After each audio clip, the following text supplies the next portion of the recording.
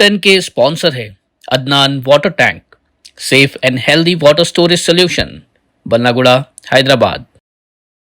अस्सलाम वालेकुम नाज़रीन, मैं हूं आसिम खान और आप देख रहे हैं BBN चैनल। आइए देखते हैं आज की टॉप 10 न्यूज़।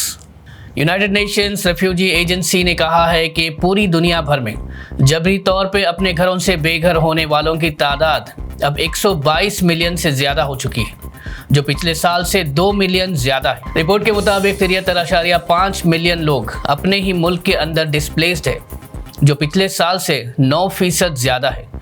ये डेटा उन तमाम लोगों का है जो जंग, तशद्दुद या जुल्म से पीछे हटकर बेघर हुए हैं। UNHCR ने यह भी बताया कि ज़्यादातर लोग अपने पड़ोसी मुल्कों में ही पनाह लेते हैं। UK, कनाडा, ऑस्ट्रेलिया, न्यूजीलैंड और नॉर्वे ने वेस्ट बैंक में बढ़ती हुई तशद्दुद और इंसानी हुकूक की खिलाफ वर्जियों के तनाजुर में इजराइल के नेशनल सिक्योरिटी मिनिस्टर इतमार बेन-ग्विर और फाइनेंस मिनिस्टर बेजालेल स्मोट्रिच पर सख्त पाबंदियां लगा दी हैं। इन दोनों पर इल्ज़ाम है कि ये वेस्ट बैंक में फ़लस्तीनियों के खिलाफ नफरत अंगेज़ बयानात और तशद्दुद को भड़का रहे हैं। इन सैंक्शंस में दोनों मिनिस्टर्स के सफ़र और मालो दौलत को फ्रीज़ कर दिया गया है। अमेरिकी सदर डोनाल्ड ट्रंप ने इजरायली वज़ीर आज़म बेंजामिन नेतन्याहू से फ़ोन पर बात की, जिसमें उन्होंने गाज़ा की जंग को फ़ौरन रोकने पर जोर दिया। सदर ट्रंप ने कहा कि इस वक्त ईरान के खिलाफ जंग की बात करने का वक्त नहीं है, बल्कि गाज़ा के मसले को सुलझाने और होस्टेज रिलीज़ के लिए डिप्लोमेसी पे फोकस किया जाए। ये कॉल उस वक्त आई जब इजिप्ट और कतर के ज़रिए सीज़ फायर टॉक्स फिर से एक्टिव हुए हैं। ट्रंप ने कहा कि अगर अब भी इजराइल एग्रेशन दिखाता रहा तो इंटरनेशनल सिंपैथी ख़त्म हो सकती है। ओमान में ईरान और अमेरिका के दरमियान न्यूक्लियर गुफ्तगू का छठा राउंड 15 जून यानी इतवार को होगा। ओमान के फॉरेन मिनिस्टर बद्र अल बुसैदी ने इस डेवलपमेंट की तस्दीक की और कहा कि दोनों तरफ़ैन इनडायरेक्ट फॉर्मेट में बातचीत करेंगी। ये टॉक्स पहले रोम और मस्कत में हो चुकी है, जहां उन्हें पॉजिटिव और काम कहा गया था। अगर ये डील हासिल होती है तो सैंक्शंस में रिलीफ और अमन की राह मिल सकती है, वरना जंग का खतरा बढ़ सकता है। बांग्लादेश के interim chief adviser Mohammad Yunus ने लंदन में कहा कि वो भारत के साथ बेहतरीन ताल्लुकात रखना चाहते हैं, लेकिन कुछ ना कुछ हमेशा गलत हो जाता है। उन्होंने इंडियन मीडिया और सोशल मीडिया पर चलने वाली फेक न्यूज़ और मिस इन्फॉर्मेशन को इसका जिम्मेदार ठहराया।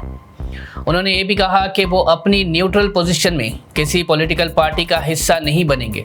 यूनुस ने तसल्ली दी कि बांग्लादेश अमन और इस्तेहकाम चाहता है और भारत के साथ रिश्ते सुधारने के लिए मुखलिस है। अहमदाबाद से लंदन जाने वाली एयर इंडिया फ़्लाइट आज दोपहर मेघानी नगर एरिया के करीब क्रैश कर गई। इस क्रैश में 130 से ज़ायद लोगों के हलाक होने की बात बताई गई है। यह हादसा टेक ऑफ के सिर्फ 5 मिनट बाद मेघानी नगर एरिया के करीब पेश आया। इस फ्लाइट में 232 पैसेंजर्स और 10 क्रू मेंबर्स सवार थे। एयर इंडिया के चेयरमैन एन चंद्रशेखरन ने इस वाक़े पर गहरा अफसोस का इजहार किया और कहा कि उनकी टीम पूरे तौर पर मदद में लगी हुई है। वज़ीर आज़म नरेंद्र मोदी ने इस अफसोसनाक हादसे पर गम का इजहार करते हुए कहा कि ये वाक़या पूरे मुल्क को सदमे में डाल गया है। उन्होंने कहा कि सरकार हर मुमकिन मदद और सपोर्ट फराहम करने के लिए पूरी तरह से मुतहर्रिक है। मशहूर पंजाबी सोशल मीडिया इन्फ्लुएंसर कमाल कौर, जिसे ऑनलाइन दुनिया में कमाल कौर भाभी के नाम से जाना जाता था, उनकी लाश एक पार्क्ड कार में भटिंडा के करीब आदेश मेडिकल यूनिवर्सिटी के पास मिली। फॉरेंसिक रिपोर्ट के मुताबिक उन्हें कहीं और कत्ल करके कार में छोड़ा गया था। कमाल कौर रील्स में बोल्ड और डबल मीनिंग कंटेंट के लिए मशहूर थी। रिपोर्ट्स के मुताबिक कमाल कौर को 2024 में कनाडा बेस्ड खालिस्तानी एक्सट्रीमिस्ट अर्शदल्ला के लोगों ने धमकी दी थी कि वो अपना वल्गर कंटेंट पोस्ट करना बंद करे, वरना उनकी फैमिली को नुकसान पहुंचाया जाएगा। पुलिस ने केस को मर्डर ट्रीट करते हुए इन्वेस्टिगेशन शुरू कर दी है। तेलंगाना में नई कैबिनेट एक्सपेंशन का सस्पेंस आखिरकार ख़त्म हो गया, जब 3 मिनिस्टर्स को उनके पोर्टफोलियोज असाइन कर दिए गए। पेदापल्ली के MLA जी विवेक वेंकटस्वामी को labour, employment, training and factories के साथ साथ माइंस और जियोलॉजी का पोर्टफोलियो दिया गया।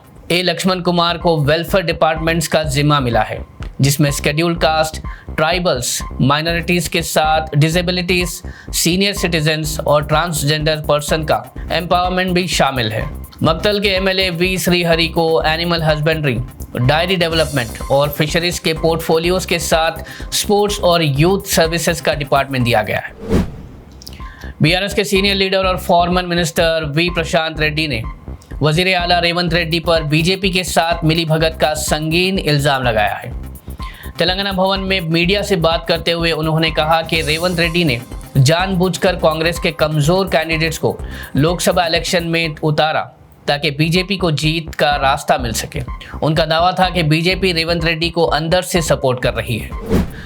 तेलंगाना सरकार ने मिस वर्ल्ड 2025, उपल सुजाता और मिस वर्ल्ड ऑर्गेनाइजेशन के ऑफिशियल्स को राजीव गांधी इंटरनेशनल एयरपोर्ट शमशाबाद से रिवायती शान, तहजीब और मोहब्बत के साथ रुखसत किया।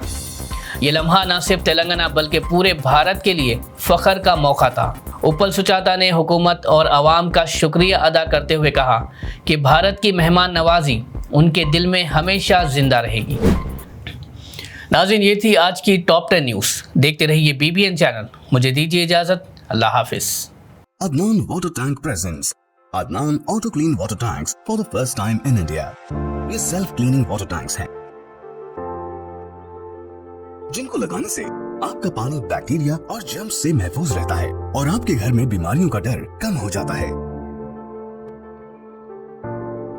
फोम लेयर का इस्तेमाल करके 4 लेयर्स में इन टैंक्स को बनाया गया है। तो आप भी अपने घरों से साधारण वाटर टैंक्स को हटाइए और घर ले आए Adnan auto clean water tanks. Adnan water tanks, safe and healthy water storage solution, Bangalaguda, Hyderabad.